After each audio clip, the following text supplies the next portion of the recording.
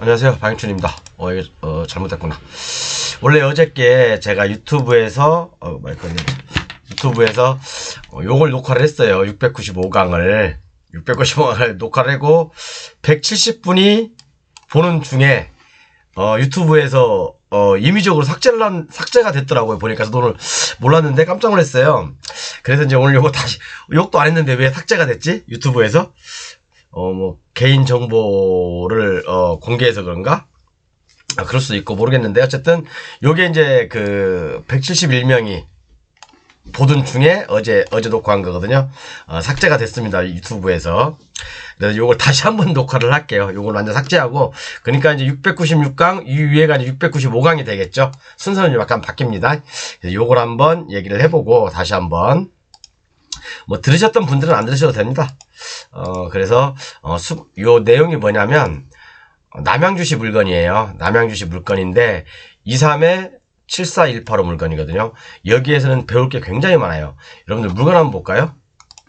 먼저 물건을 한번 보도록 하겠습니다. 제가 좀 준비가 잘 안 돼가지고, 이해 부탁드릴게요.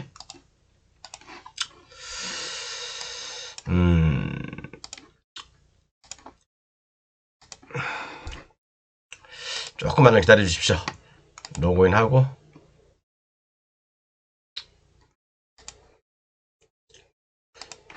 요 물건이에요, 여러분. 요 물건인데 지금 거의 20억짜리가 19억짜리가 지금 9억 3천까지 떨어진 상태죠. 9억 3천까지 떨어졌습니다. 그리고 이제 다세대 빌라인데 토지 건물 일괄 매각이에요. 임의 경매고요. 이제 소유자, 채무자, 채권자 여기 나와 있고 이렇게 돼 있는데 밑으로 쭉 내려 보시면 여기 쭉 이제 이렇게 건물에 관해서 나와 있고, 그죠? 여기 이제 건물에 관해서 나와 있고, 아래는 토지에 대해서 이렇게 나와 있고, 그죠? 그 다음에 뭐라고 이제 또 복잡하게 많이 써 있죠? 굉장히 복잡하게 많이 써 있습니다. 어쩌고저쩌고 써 있고, 또 어쩌고저쩌고 이렇게 길게 써 있고, 여러분들 이런 거 보면 머리 아프잖아요. 머리가 띠하죠?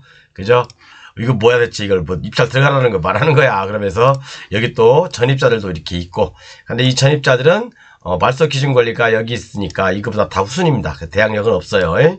대항력 없는데 이렇게 또 적혀 있고, 또 밑으로 한번 더 내려볼까요? 또 여기도 뭔지는 모르겠지만 일단 막 복잡하게 이렇게 적혀 있어요. 내용이 많이 적혀 있죠. 그래서 여러분들 딱 이런 물건 볼 때마다 어렵구나 라고 생각을 하지만 제 교재를 가지고 공부하시는 분들은 어렵다고 생각하진 않죠. 이런 거는 간단하죠. 핵심은 딱 정해져 있으니까, 그죠? 그 다음에 또 한번 볼게요. 이것뿐만 아니에요. 물건이 굉장히 복잡한 것 같은데, 여기도 이렇게 또 뭔가가 기타사항, 주의사항, 전문가 코멘트에서 쭉 정해져 있고, 등기부 현황은 이렇게 돼 있고, 그죠? 여러분들 벌써 내용이 이게 몇 개입니까?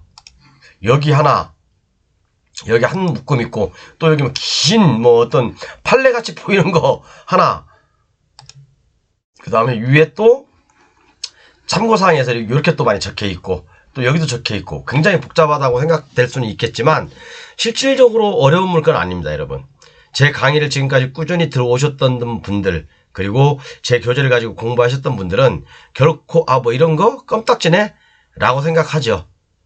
아마 요거 학원을 오래 다니시는 분들도 잘 해결하지 못하는 부분이 있을 거예요. 그죠? 그러면 제가 좀 이 부분에 대해서 정리를 좀 해놨습니다. 간단하게 할게요.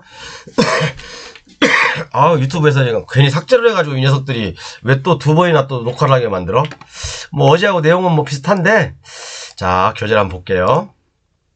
자, 이제 여기서 볼 내용들은 바로 이런 거예요. 수분양자의 지위와 권리. 우리가 어떤 빌라라든가 단독주택을 갖다가 건축업자가 짓잖아요. 그러면 건축이 완공되기, 준공검사 받기 전에 대부분 입주를 하잖아요. 선분양이라고 한다면 먼저 입주를 하고, 그죠? 주민등록을 하고 전입을 하죠. 이렇게요. 그러면 입주를 하는데 이 수분양권자들의 지위와 권리에 대해서 한번 간략하게나마 다시 한번 짚어볼게요. 모르시는 분들은 제 유튜브에 있어요. 반드시 시청하세요, 여러분. 여러분들 요거 시청하지 않으면 아마 커다란 기회를 놓칠 수도 있습니다. 여기 보시면 여기 나와 있죠? 이게 몇 강이냐? 요거 687강 반드시 보시고요. 그 다음에 이거하고 유사한 것들이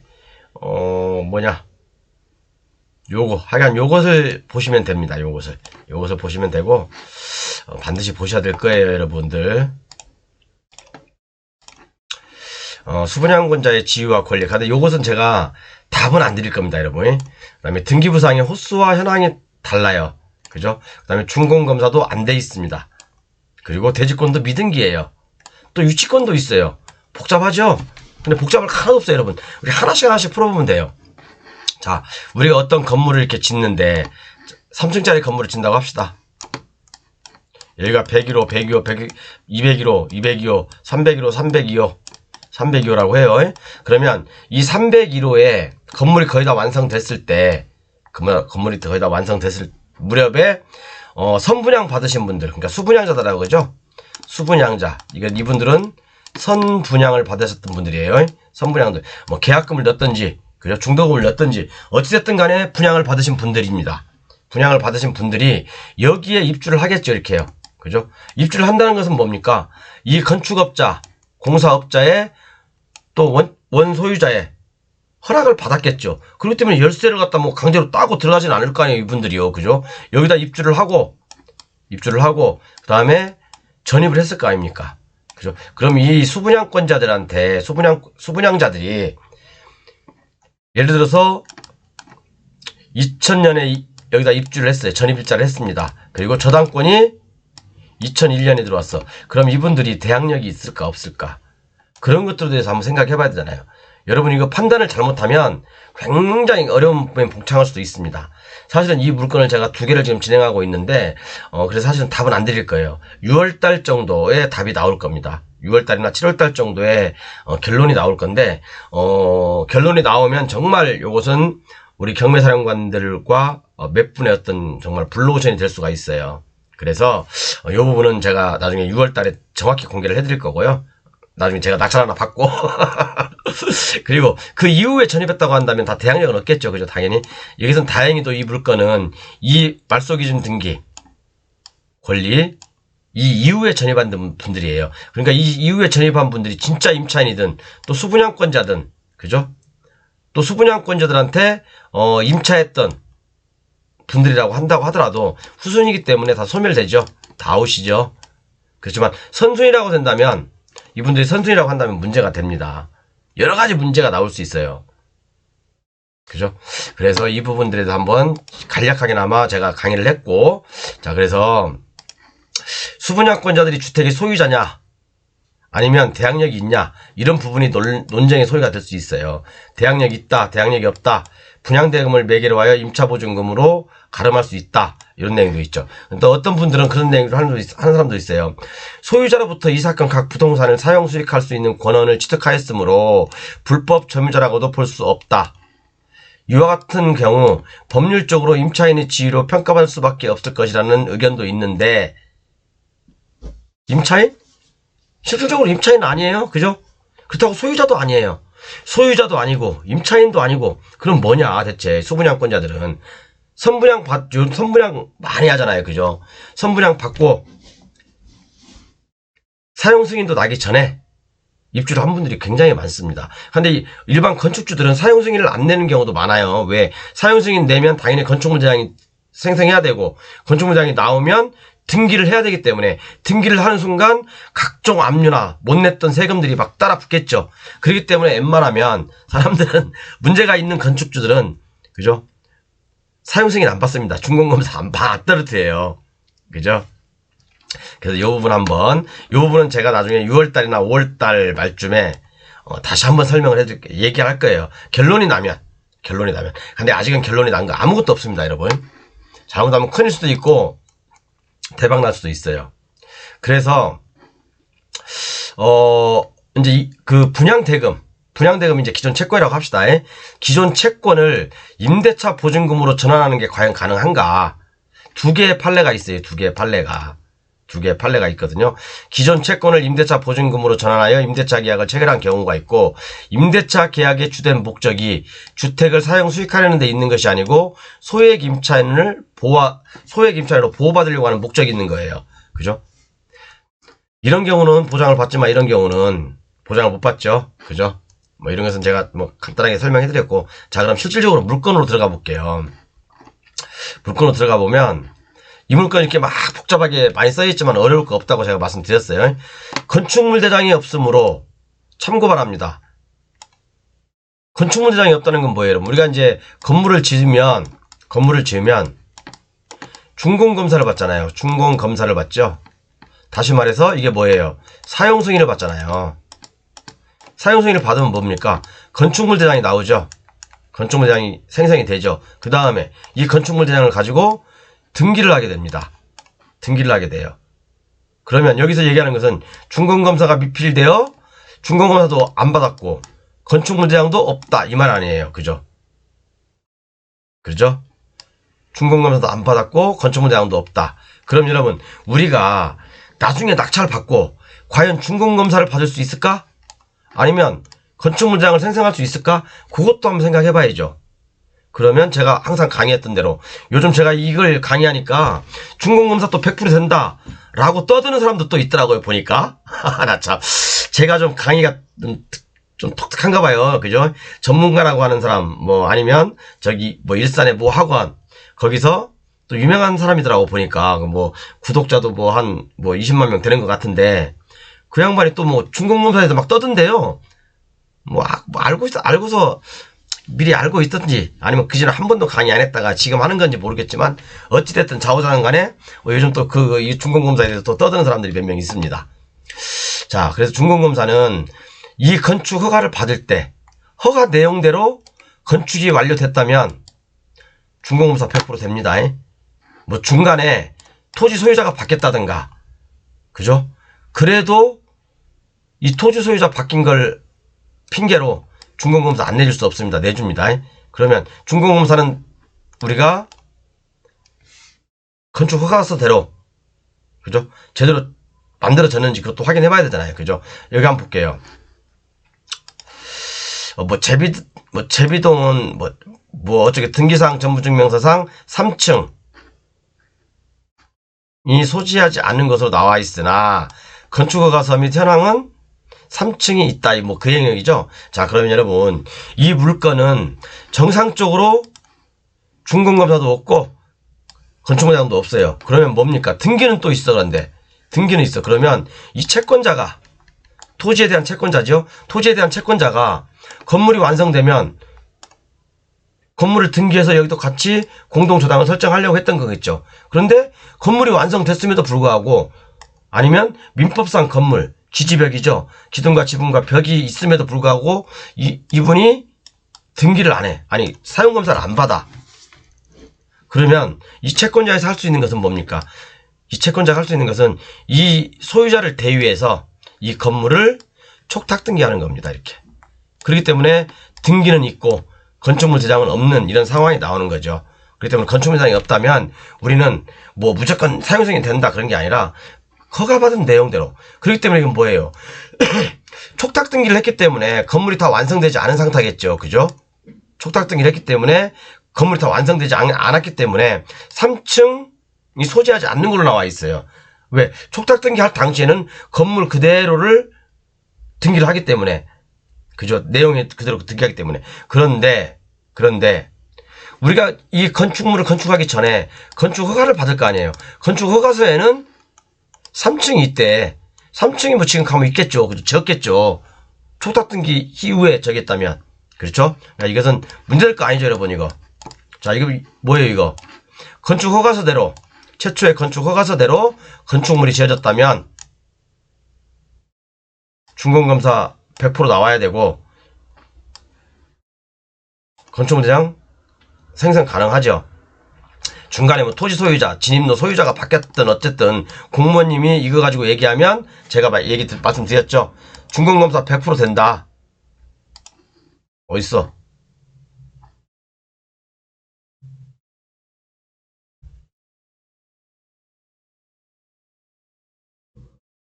응?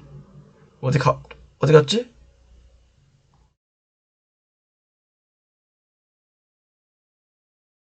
뭐 어디 있을 겁니다, 여러분. 여기 어디 있을 거예요. 준공검사에 대해서. 그러니까 유튜브에다가 검색란에다가 박영춘 플러스 중공검사 또는 경매사령관 플러스 중공검사 칩이시면 그 연관 그 영상이 나올 거예요. 한번 찾아보세요, 여러분들께서. 그래서 중공검사 100% 됩니다. 자, 그리고 밑으로 좀 내려볼게요.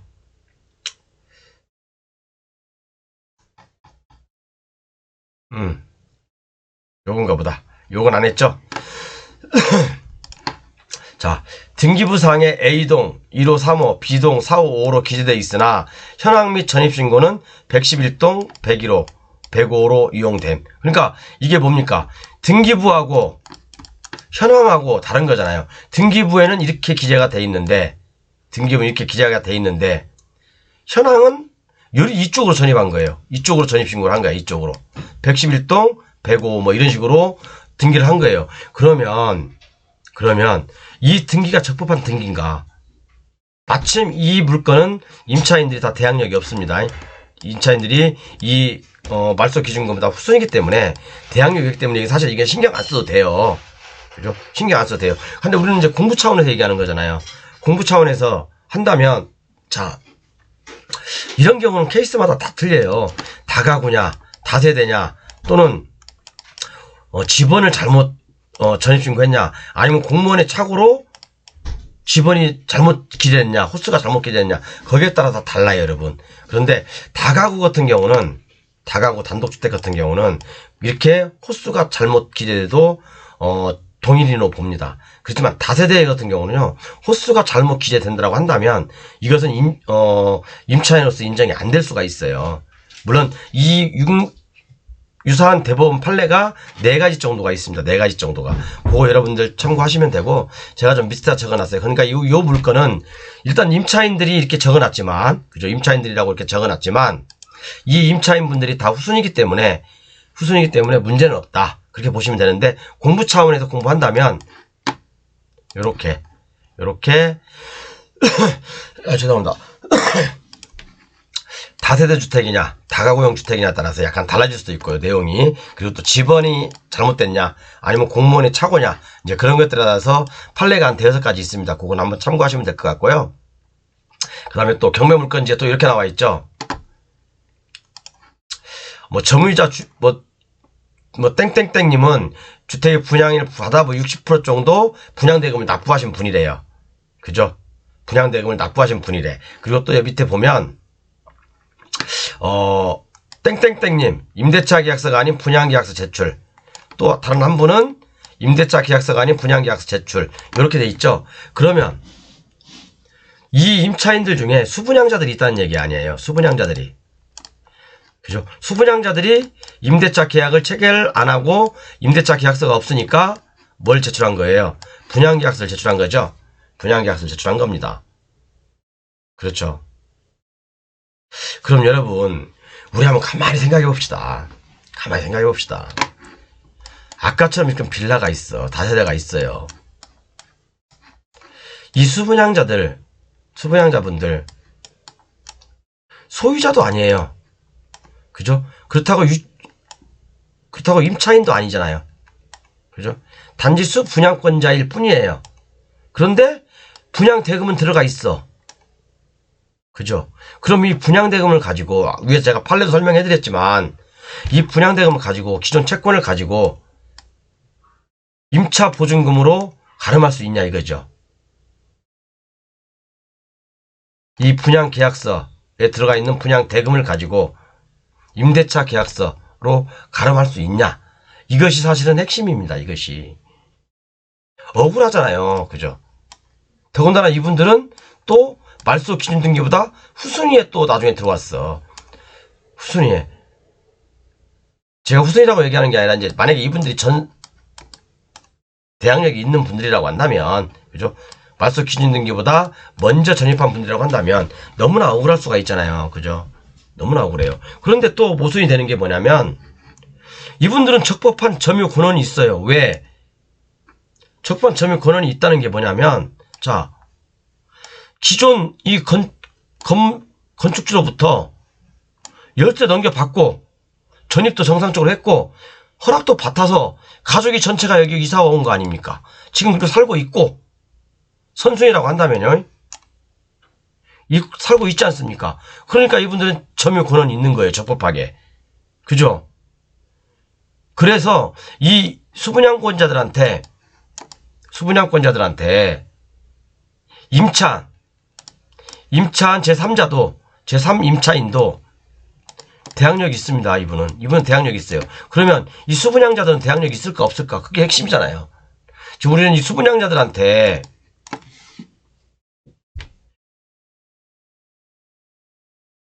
대항력이 있냐 없냐 그것이 가장 중요한 거예요. 그래서 우리가 좀 따질 때 주택법을 기준으로 해서 수분양자를 따지냐 아니면 건축법을 기준으로 수분양자를 따지냐에 따라 차이가 많이 있습니다. 주택법 같은 경우는 각종 안전장치가 많이 돼 있어요.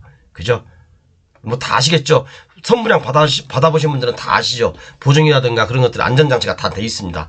그렇지만 이 건축법에 의해서 19세대 이하 건축법에 의해서 건축된 이런 수분양권자들에 대한 어떤 안전장치는 상당히 미흡한 편이에요. 그렇기 때문에 우리는 이런 것들을 법에 더 하소연할 수밖에 없는 거예요. 이분들은. 좀 얘기가 잘못 다른 데로 갔는데 이 부분은 제가 5월달 6월달 결론이 나면 지금 맡고 있는 게 지금 2곳 정도 되니까 지금 그죠? 결론이 나면 제가 이제 다시 한번 말씀드린다고 했어요. 그리고 한번 볼게요. 나머지 또 다른 거. 이 사건에 대해서는 그걸 논할 필요는 없는데 왜냐하면 다 후순이기 때문에 여기 이제 말소 기준 권리가 2018년이고 나머지 다 2019년 18년보다 다 후순이죠. 그렇기 때문에 대항력이 없다고 여기도 나와 있습니다. 이렇게 대항력은 없습니다. 그렇지만 대항력이 있다고 가정했을 때 제가 설명해 드린 거고 방금 전에는. 자, 그리고 여기도 역시 마찬가지로 그죠? 한 가지 더 짚어볼게. 자, 본권은 대지권 미등기예요. 대주권 미등기지만 감정가격에 포함되어 있습니다. 건물이 이렇게 있어. 건물이 이렇게 있어요.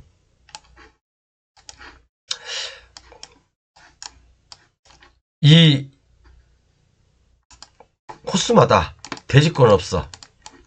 그리고 또 이 건물 전체에 따른 대지권 없어. 그런데 감정가격에 포함해서 토지하고 건물을 일괄 매각한 거예요. 그죠? 그러면 토지하고 이 건물이 한 사람이라는 얘기잖아요. 그죠? 동일인이 있다는 얘기죠. 나중에 이제 이걸 분양을 했을 때, 다른 사람한테 분양한다고 했을 때, 그러면 여기에 맞는 지분을 나눠주겠죠. 이렇게요. 그건 뭐 걱정할 건 아닙니다. 대주권 미등기나 감정가격에 포함된, 그러면 특별히 하실 건 없습니다. 그죠? 그리고 또 하나, 자, 유치권 신고가 있대요. A동 1호, A동 2호 이렇게 유치권 신고가 있습니다. 3,700만원, 4,300만원. 근데 이분들은 뭐예요? 이분들은 분양계약서를 제출한 분들이에요. 이분들이 분양계약서를 제출한 분들이죠. 그렇기 때문에 이분들이 뭡니까? 수분양자들이죠. 그럼 수분양자들이 유치권을 주장한다? 임차인들이 유치권을 주장한다? 뭘로 주장하겠어요, 여러분? 필요비와 유익비를 통해서 유치권을 주장하겠죠. 그죠? 필요비와 유익비를 통해서 유치권을 주장하겠죠. 그러면 이 금액은 크지 않다는 얘기야. 근데 물론 모르겠어요. 이 빌라가 다세대가 신축이다 보니까 나머지 인테리어라든가 아니면 뭐 배관공사라든가 이 안에 입주해가지고 다시 다 할 수는 있었겠죠. 그러면 금액이 커질 수도 있고. 그렇죠. 그게 아니라고 한다면 뭐겠어요? 이분들이 진정한 공사업자일 수도 있다는 얘기야. 이 주택에. 이분들이 진정한 공사업자일 수도 있다는 얘기예요. 왜? 우리가 공사업자야. 공사업자면 토지주는 A고 공사업자가 B라고 합시다. 그러면 이 공사업자가 토지주가 돈이 없다고 가정했을 때 이 공사업자가 그럴 거 아니에요. 내가 이 건물을 져줄 테니까 뭐 101호를 나한테 줘라. 그렇게 공사를 하고 나머지는 이 101호는 나한테 주고 나머지는 네가 분양해서 알아서 드세요 라고 할 수도 있단 말이에요. 그렇기 때문에 이분들은 진정한 공사업자가 업자일 수 있다는 얘기잖아요. 그죠? 첫 번째는 임차인일 가능성도 있고, 두 번째는 수분양자이면서 임차인일 가능성도 있고, 두 번째는 진정한 공사업자일 수도 있다는 얘기예요. 그렇지만 여기 이제 우리가 유치권 신고 금액을 보면 3,700, 4,300으로 봐서는 필요비 유익비일 가능성이 높다는 얘기죠. 공사업자는 아닐 가능성이 이렇게 유추해 볼 수 있죠. 그죠? 자, 그럼 다음으로 한번 넘어가 볼게요. 이해 가셨죠? 그래서 이제 수분양자 또는 임차인이 유치권을 주장하는 것들에 대해서 몇 가지 판례를 실어놨는데, 긍정적인, 소극적인 판례도 있고, 대부분 이제 유익비 상환 청구권, 이런 것들을 가지고 유치권을 주장하면 대부분 다 인정이 돼요. 어느 정도는 금액이. 근데 금액은 크지 않습니다, 여러분. 그리고 또 내려보면, 자, 아까도 설명드렸지만 가압류 등기 촉탁으로 건물이 등기가 된 거예요. 그렇죠. 그리고 여기에 보면 가처분이 하나 있죠. 근저당 설정 등기 청구권 어쩌고저쩌고. 근데 근저당 어딨어? 뭐 이거 둘 중 하나겠죠. 둘 중 하나인데 이 둘 중 하나가 없어진다고 해서 뭐 이 경매가 나가리 되는 건 아니잖아요, 여러분. 그죠? 그러면 이건 신경 쓸 거 없다. 그리고 후순위 가처분이잖아요. 건물 철거 청구 가처분 외에는 다 소멸입니다. 가처분이요. 후순위는요. 그죠? 그 다음에 이게 다 맞소기준 등기니까 이렇게 보시면 되고, 뭐 특별한 건 없잖아요. 그죠? 제가 이렇게 설명드렸으니까 여러분들은 쉽게 지금 다가올 수 있지만, 만약에 여러분들께서 실제로 이런 물건을 이렇게 한번 딱 마주치면, 이런 물건을 마주친다면 이거 해결할 수 있겠습니까, 여러분? 이거 복잡하게 써있고 뭘 어쩌고 막 써있고 막 그러는데, 또 밑에 보니까 더 많아. 또 밑에는 또, 그죠? 뭐 이렇게 많이 써놓은 거야. 또 밑에 또 있어. 기타사항, 주의사항, 전문가 코멘트 또 있고, 그죠? 복잡하죠? 근데 이런 물건을 여러분들 해결할 줄 알아야 돼요. 보실 줄 알아야 된다고. 그렇죠? 보실 줄 알아야 돼요. 그리고 이제 뭐 마지막으로 교재 판매는 이렇게 하고 있습니다. 교재 판매는 이제 4월달까지는 요 가격으로 판매하고 있고요. 5월달부터는 금액이 점차 5, 6은 올라갈 거예요. 그리고 7월달부터는 대폭 인상할 겁니다. 그래서 그거 참고하시고, 여러분들 꼭 반드시 정말 빠른 시간 내에 전문가 반열에 오르고 싶으면 제 교재를 사서 구매하십시오. 공부하십시오. 금방입니다, 여러분. 아무것도 아니에요. 자, 이렇게 보시고, 제가 원래는 이제 계속 했던 강의가 뭐였죠? 여기 대학력 총정리를 지금 해드리려고 했는데, 지금 교재는 다 이제 준비돼 있어요. 대학력 총정리해서 여기 밑에 지금 대학력 제가 696강인가 순서가 바뀐 거죠. 요거 해서 제가 지금 대학력 30 몇 가지죠? 7가지? 36가지, 7가지, 여기까지 했어요. 그러니까 좀 밑에 더 있는데, 요거 하면서 제가 다음엔 차지권하고 지상권의 대항력에 대해서 얘기할 거예요. 뭐 사실은 뭐 어느 누구도 얘기하지 않은 거죠. 유튜브에서도요. 그죠? 그러니까 여러분들 뭐 이렇게 학원 다니면 케이스 바이 케이스로 막 배우다 보니까 막 짬뽕 되는 거예요. 그리고 공부 한 5, 6년 했던 분들도 요 표 하나면 게임 끝납니다. 이 안에 다 있어요. 이 안에 다 들어있다고요. 대학력은 이거 하나 갖고 마무리하시면 돼요. 대학력만 알면 됐지. 사실은 뭐 좀 더 깊이 들어가면 배당도 해야 되고, 제가 맞소 기준 등기 다음 계속해서 할 거예요. 700강까지 하는데, 어쨌든 뭐 여러분들 권리 분석은 너무 어렵게 생각하지 마시라 라는 뜻에서 제가 이렇게 간단하게 다음 시간에도 표로 정리해 드릴 겁니다. 그러니까 좀 여러분 걱정하지 마시고, 기본 권리 분석이 잘 안 되시는 분들은 제 강의 반드시 시청하십시오. 감사합니다.